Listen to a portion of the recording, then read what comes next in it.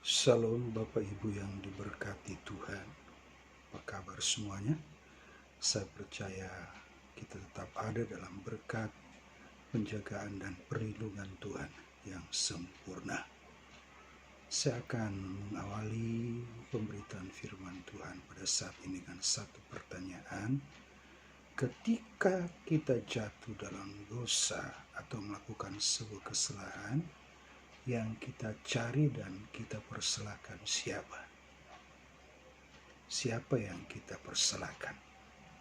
Nah, kecenderungan manusia ketika dia jatuh dalam dosa, apalagi dosa itu memberikan dampak yang sangat luas bagi kehidupan pribadi, kehidupan rumah tangga, maka yang ia cari dan ia persalahkan bukan dirinya sendiri, tetapi ada kalanya orang-orang yang satu komunitas, teman-teman sepergaulan dia.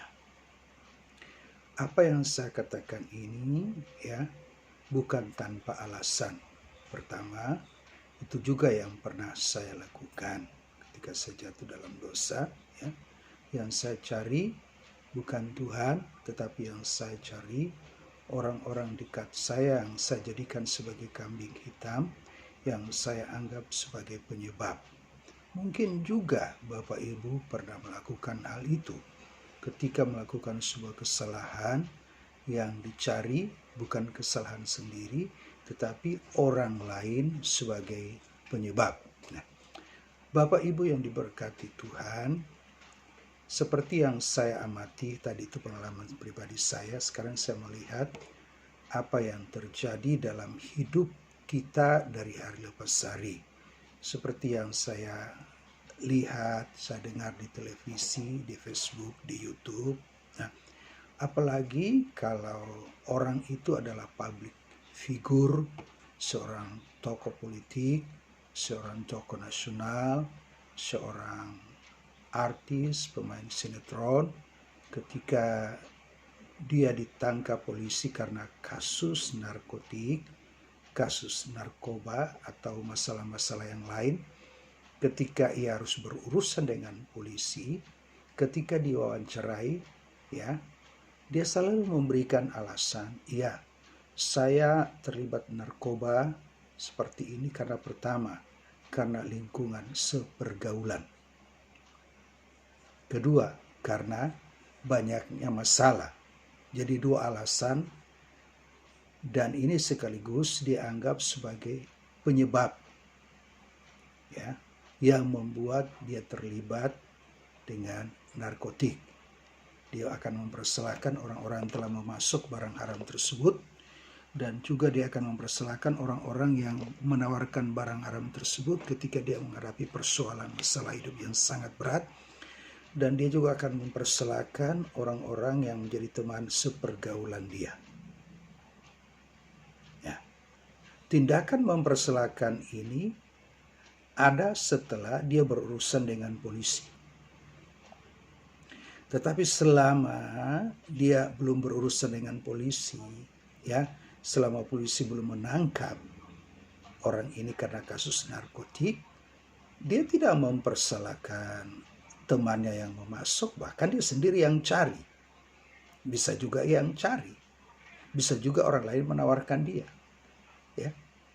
Itu tidak ada suara, tidak ada nyanyian yang mempersalahkan orang lain yang telah memasuk barang haram tersebut, dan juga teman-teman sepergaulan dia yang membawa dampak buruk bagi kehidupan dia. Tidak ada tuh, bahkan dia sangat menikmati dan sungguh sangat menikmati suasana pergaulan yang telah merusak hidup dia. Dia tahu ini merusak, tetapi nggak berdaya. Dosa telah memperdayai dia sehingga dia nggak berdaya untuk menolak. Apalagi dosa selalu memberikan jawaban, solusi atas berbagai persoalan hidup manusia.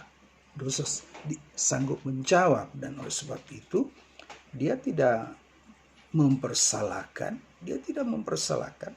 lingkungan sepergaulan dia, komunitas dia, selama dia belum berurusan dengan polisi, atau selama rahasia gelapnya itu diketahui orang, diketahui publik, diketahui secara umum, yang disiarkan oleh media massa, dia nggak ada nyanyian, yang mempersalahkan. Tetapi ketika sepak terjangnya di dalam dunia, ya di dalam dosa itu berurusan dengan polisi, ditangkap polisi, maka yang ia jawab, ya dia mencari kambing hitam dan mempersalahkan persoalan yang dihadapi menjadi penyebab dia terlibat dengan narkotik dan juga orang-orang yang menawarkan barang haram tersebut dan juga teman-teman sepergaulan dia yang telah merusak dia.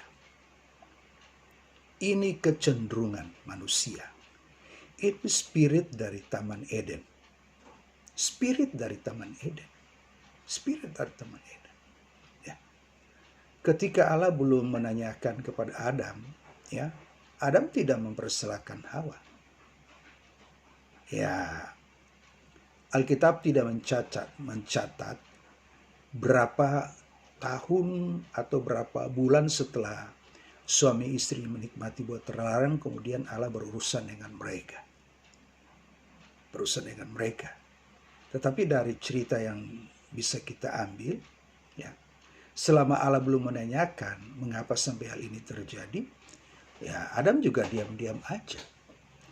Nah, ketika Allah bertanya kenapa hal ini terjadi, ya, yang dicari adalah Hawa. Dia mempersalahkan Hawa, dan itu kecenderungan orang-orang yang jatuh dalam dosa.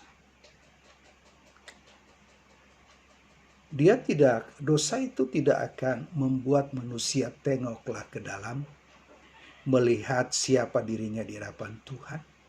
Ya, tetapi dosa itu akan menyeret orang lain yang dianggap sebagai biang kerok, biang keladi, sebagai dijadikan kambing hitam sebagai penyebab. Menyelesaikan masalah dosa bukanlah ketika saya yang berdosa mempersalahkan orang lain. Itu bukan solusi, justru semakin menambah dosa. Itu kan mata rantai dosa. Dosa itu tidak akan berkata aku yang bersalah, tapi orang lain yang bersalah. Dosa itu tidak akan berkata aku yang bersalah, tapi saya akan mencari orang lain. Orang lain sebagai penyebab dari kejatuhan saya. Sikap itu muncul ketika apa? Ketika hidup sudah mulai menderita, sudah mulai sakit-sakitan, hidup sudah mulai kacau, ya. Keuangan sudah semakin memburuk, hubungan dengan istri jadi berantakan, hubungan dengan anak jadi berantakan. Nah, ketika dia semakin terpojok dengan apa yang ia lakukan, ia tidak melihat dirinya sebagai orang yang sangat berperan, ya, yang telah meresponi tawaran dosa. Dia tidak melihat bahwa dirinya juga sebagai penyebab ketika ia jatuh, tapi justru yang ia cari adalah orang lain. Orang lain. Dia berpikir bahwa dengan mencari orang lain sebagai penyebab, masalah ini bisa selesai. Justru semakin menciptakan masalah baru. Akhirnya apa? Timbul permusuhan, timbul pertengkaran antara orang yang jatuh dalam dosa dengan orang yang dianggap sebagai penyebab dari kejatuhannya. Jadi akhirnya apa? Dosa itu semakin meluas, menyeret, dan juga mempengaruhi banyak orang. Bukan damai yang kita dapatkan, tapi kerusuhan, permusuhan, intimidasi, ancaman. Itulah cara kerja dari dosa. Cara kerja dari dosa. Dosa tidak akan membuat orang berdosa melihat dirinya, tapi dosa akan membuat orang berdosa melihat orang lain sebagai penyebab. Dan itu bukan penyelesaian. Itu bukan penyelesaian. Saya contohkan. Ya. Ketika anak yang terhilang jatuh miskin karena telah salah mempergunakan harta warisan yang seharusnya dia pergi merantau dan pakai uang itu untuk modal dagang, modal usaha. Tapi justru ketika ia pergi ke negeri yang jauh tinggalkan rumah Bapa, dengan modal warisan yang telah dia uangkan itu, dia pakai untuk beli dosa, dia pakai untuk membeli seks, dia pakai untuk membeli percabulan, dia pakai untuk membeli wanita-wanita nakal. Wanita nakal. Dan ketika dia jatuh miskin, ya, ada uang abang saya, nggak ada uang abang ditendang. Dulunya hidupnya itu bagaikan gula. Semua orang mencari dia.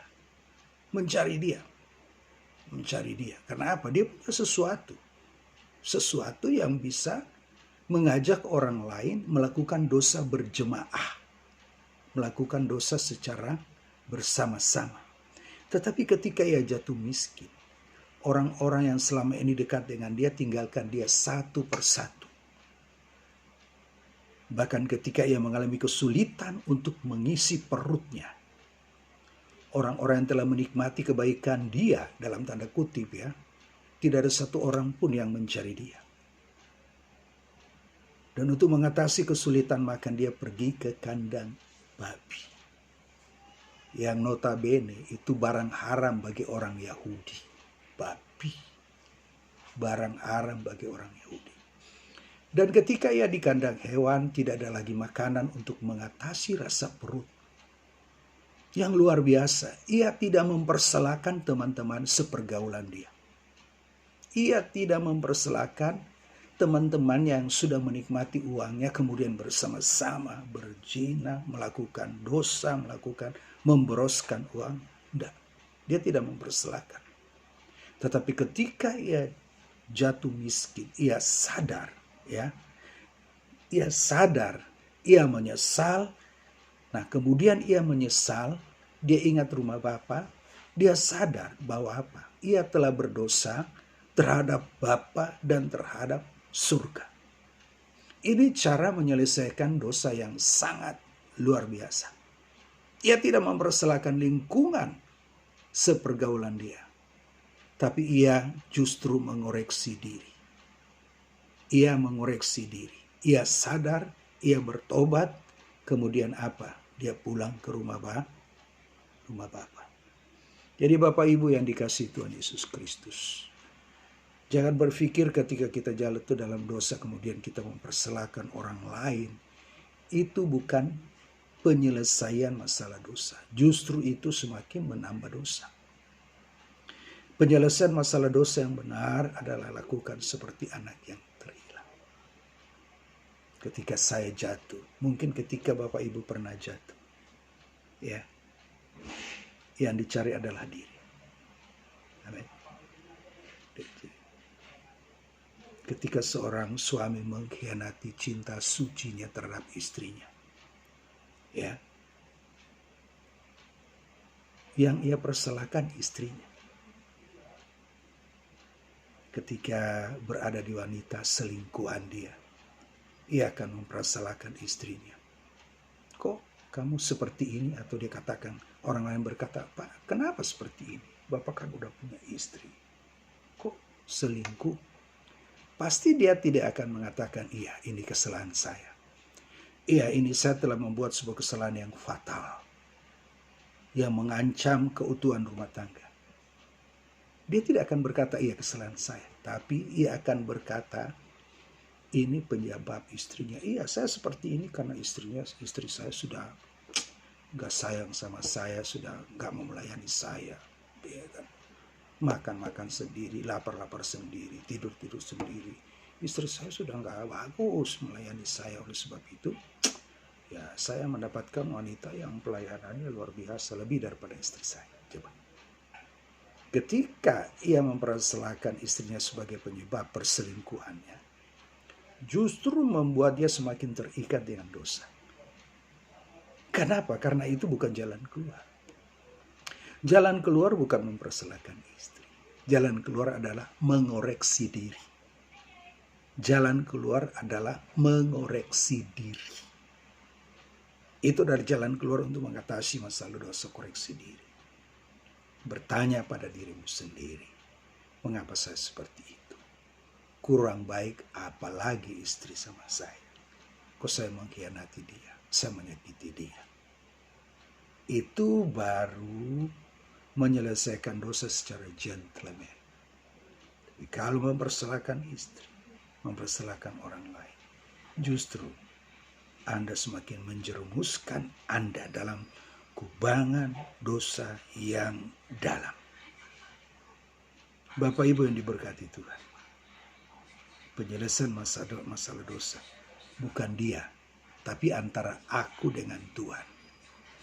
Bukan antara dia dengan aku, bukan antara aku dengan dia, tetapi antara aku dengan Tuhan. Karena Tuhan Yesus berkata, jika kita mengaku dosa kita, maka Ia adalah setia dan adil, mengampuni, menyucikan. Amin. Tuhan berkati.